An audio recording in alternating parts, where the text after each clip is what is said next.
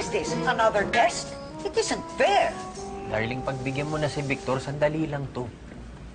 Mamita, okay lang po. Wala po sa akin to.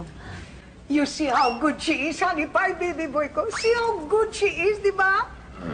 You see talaga, Victor? You see?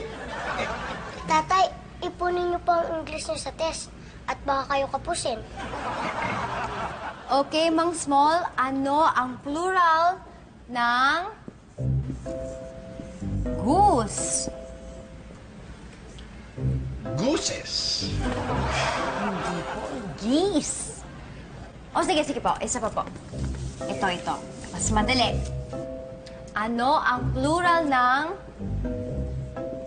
moose? Miss. Moose po. Ulit.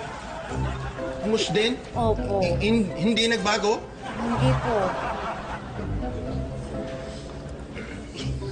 Teka, kanina bang idea tong English test na ito? Sa akin. Gusto ko kasing ipagmalaki ko ng anak ko eh. Gaano nyo kamahal si Big? Mahal na mahal. Higit pa sa buhay ko. Ikaw, Big. In fairness, mahal ko din po ang tatay ko. Yun naman pala eh.